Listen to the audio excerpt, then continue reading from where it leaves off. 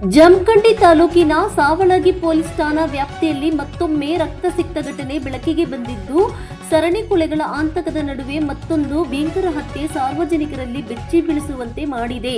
ಕುರಗೋಡ ಗ್ರಾಮದಲ್ಲಿ ವ್ಯಕ್ತಿಯೊಬ್ಬರನ್ನು ದುಷ್ಕರ್ಮಿಗಳು ಬರ್ಬರವಾಗಿ ಹತ್ಯೆ ಮಾಡಿರುವ ಶಂಕೆ ವ್ಯಕ್ತವಾಗಿದೆ. ಕುರಗೋಡ ಗ್ರಾಮದ ನಿವಾಸಿ ಸಿದ್ದನಗೌಡ ಮಲ್ಲಪ್ಪ ಬಿರದಾರ 34 ವರ್ಷ ಕೊಲೆಯಾದ ವ್ಯಕ್ತಿ ಎಂದು ಗುರುತಿಸಲಾಗಿದೆ. ಸಿದ್ದನಗೌಡ ಅವರು ತಮ್ಮ ಬಜಾಜ್ ವಿಕ್ರಾಂತ್ ಬೈಕ್ನಲ್ಲಿ ಗ್ರಾಮದ ಕಿನಾಲ್ ರಸ್ತೆಯ ಮೂಲಕ ತೆರಳುತ್ತಿದ್ದ ವೇಳೆ ದುಷ್ಕರ್ಮಿಗಳು ದಾಳಿ ನಡೆಸಿರುವ ಸಾಧ್ಯತೆ ಇದೆ ಎಂದು ಹೇಳಲಾಗುತ್ತಿದೆ. ಘಟನಾ ಸ್ಥಳದ ಪಕ್ಕದಲ್ಲೇ ಬೈಕ್ ಉರುಳಿ ಬಿದ್ದ ಸ್ಥಿತಿಯಲ್ಲಿ ಪತ್ತೆಯಾಗಿದ್ದು, ಸ್ವಲ್ಪ ದೂರದಲ್ಲಿ ರಕ್ತದ ಕೆರೆಯಲ್ಲಿ ಸಿದ್ದನಗೌಡ ಅವರ ಶವ ಕಂಡುಬಂದಿದೆ.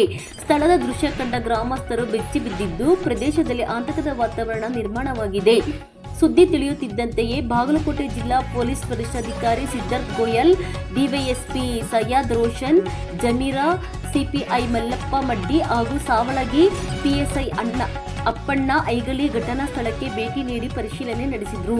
ಪ್ರಕರಣ ಸಾವಳಗಿ ಪೊಲೀಸ್ ಠಾಣೆಯಲ್ಲಿ ದಾಖಲಾಗಿದ್ದು, ಕೊಲೆಗೆ ನಿಖರ ಕಾರಣವೇನು ಎಂಬುದು ಇನ್ನೂ ಸ್ಪಷ್ಟವಾಗಿಲ್ಲ.